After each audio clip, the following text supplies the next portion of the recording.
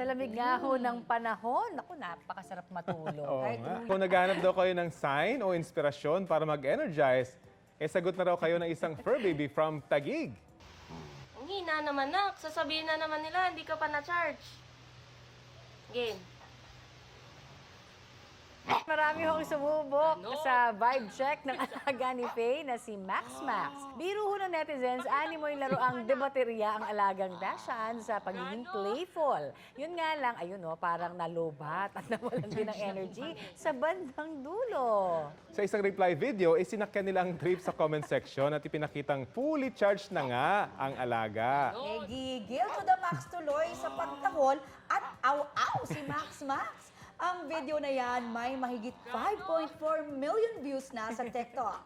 Talaga namang Trending!